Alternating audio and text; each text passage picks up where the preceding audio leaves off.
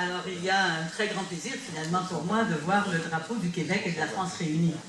Et puis, quelque part, vous aurez remarqué quand même que le drapeau du Québec, il y a 4 beaux fleurs de lys. Hein. Ça rejoint un peu la Vendée, non?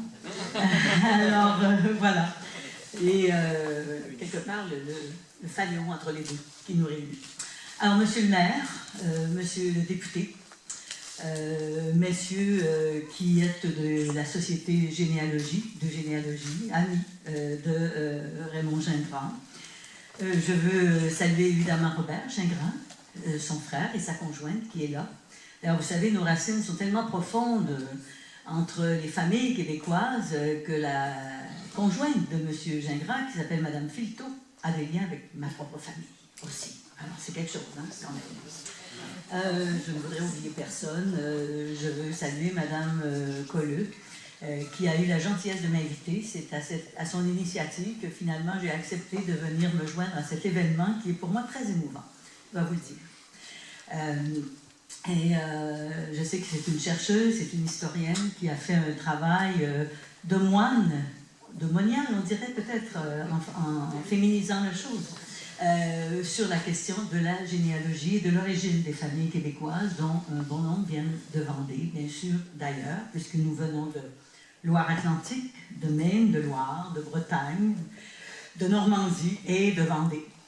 Des Français qui vont traverser l'Atlantique pour venir fonder un nouveau pays, qui est presque aujourd'hui un pays, celui du Québec. De Saint-Michel-le-Cloux vont venir les Gingras, dits Gingros, dont Sébastien et Charles. Mais c'est Charles qui sera l'ancêtre de tous les Gingras d'Amérique. On parle de plus de 10 000 familles. Peut-être qu'avec les femmes qu'on devrait reconnaître dans toute cette réalité, on serait 15 000, 20 000, hein, n'est-ce pas? Donc, des familles qui vont essayer non seulement au Québec, mais dans toute l'Amérique. D'abord au Canada, en Acadie. Madame Colleux a rencontré des gens en Acadie, même jusqu'en Colombie-Britannique, hein, qui c'est à des milliers de kilomètres du Québec, aux États-Unis aussi. Donc, des Gingras qui vont essaimer partout en Amérique. Et je dois vous dire qu'aujourd'hui, c'est avec beaucoup d'émotion que je me retrouve parmi vous pour saluer l'existence d'un homme qui a décidé, compte tenu de l'importance de ses racines, qui a décidé qu'il allait venir déposer ses cendres sur la terre de ses ancêtres, ici, à Saint-Michel-le-Cloux. Raymond Gingras, il y a un lien de parenté avec moi aussi, je vous raconterai ça plus tard. Raymond Gingras était un généalogiste, émérite, reconnu, plusieurs d'entre vous en ont fait son éloge. Il a écrit des centaines, je pense que je n'exagère pas, fascicules, documents, recherches qu'il a publiés concernant, oui, bien sûr, la famille Gingras, d'abord Gingros, qui va devenir Gingras en arrivant en Nouvelle-France, en venant en Nouvelle-France, mais aussi de plusieurs autres grandes familles venant de France. C'était un écrivain aussi, puisque, évidemment, il fallait colliger le tout, le rendre intelligible, l'expliquer. C'était donc un pédagogue, quelque part. Et il a travaillé pendant longtemps aux Archives nationales. C'était quand même un endroit formidable pour un généalogiste, on va en convenir entre nous.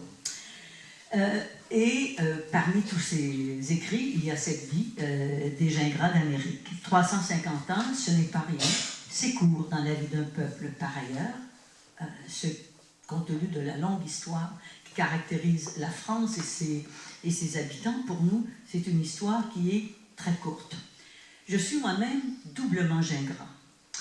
D'abord parce que ma mère était une Gingras, mais mes 2 grands-parents, Gingras, les 2 parents de ma mère, mon grand-père et ma grand-mère, étaient des Gingras. Et puis, Robert ne vous en a pas parlé, mais ma maman était une maîtresse d'école. Je ne sais pas si vous utilisez ça parfois encore, mais nous, plus jamais maintenant. On dit, c'est une enseignante. Mais ma mère était une enseignante. À l'époque, évidemment, on n'allait pas très longtemps à l'école. Elle avait donc une 9e année de scolarité. Elle avait donc reçu un brevet pour enseigner. Elle va enseigner que 2 ans. Comme elle a une 9e année de scolarité, quand elle enseigne à des jeunes de 13, 14 ans, 15 ans, elle a 2 ans de plus qu'eux. Elle va donc enseigner aux frères et aux sœurs de M. Gingras. de Robert qui est ici et de Raymond aussi. Alors, il y a quelques semaines, on va fêter à Saint-Augustin-de-Desmaures, on va rappeler l'existence de l'arrivée des Gingras en Amérique, à Saint-Augustin-de-Desmaures. On va apposer une autre plaque pour reconnaître cela. Et maman, elle est toujours vivante. Elle a donc 94 ans. Je l'ai amenée avec moi parce que je trouvais que c'était important qu'elle soit présente pour souligner l'histoire de ses ancêtres. Et il y a quelqu'un qui est venu la voir, une dame âgée, probablement quelque part autour de 88 ou 89 ans. C'était votre sœur, Robert? Oui. Elle est arrivée auprès de maman, elle lui a dit « Ah, oh, ma première maîtresse d'école, on n'oublie jamais ça. » Alors voilà une très belle histoire des Gingras qui se passait à Saint-Augustin-de-Desmaures et à Saint-Nicolas, parce que ma mère, elle a enseigné en particulier à Saint-Nicolas. Bernières, c'est des petits villages où a grandi ma mère et où elle a été dans son école de rang. Alors voilà pour la petite histoire qui reste toujours intéressante quand on veut se rappeler nos racines. Je vais terminer en vous disant, ou en échangeant avec vous quelques réflexions sur ce qui m'habite et ce qui fait partie de mes convictions. D'abord, il faut toujours se rappeler qu'on vient toujours de quelque part. Reconnaître son passé, ça nous permet d'inscrire notre vie dans la continuité de l'histoire, d'être fidèle à nos origines.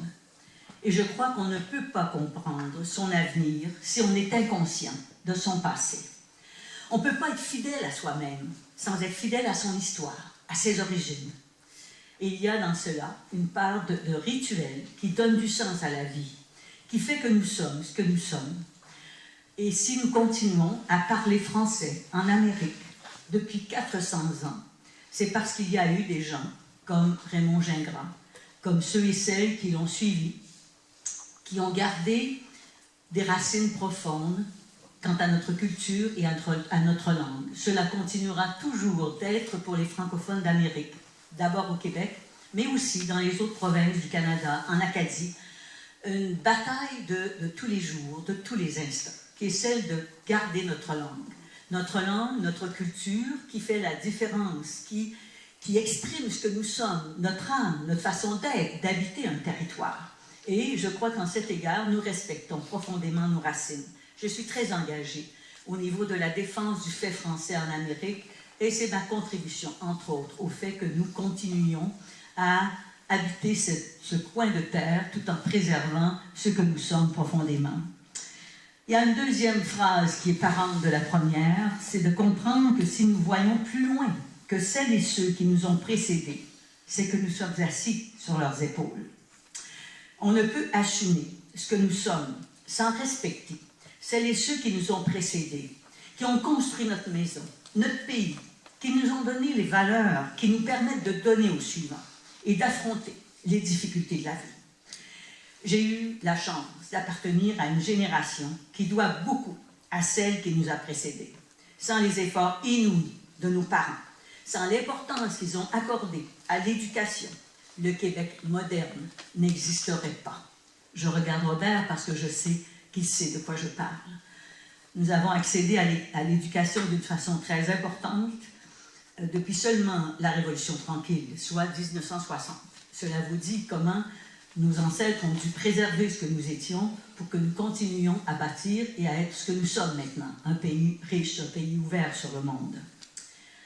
Je termine en citant un proverbe chinois que Raymond Gingras aimait rappeler. Je l'ai trouvé en lisant les documents le concernant et qui traduit tellement bien ce que je pense, ce qui explique aussi ma présence ici. Oublier ses ancêtres, c'est être un ruisseau sans source, un arbre sans racines. Merci Raymond Gingras. Merci à vous tous et à vous toutes de nous permettre d'exercer notre devoir de mémoire. Merci.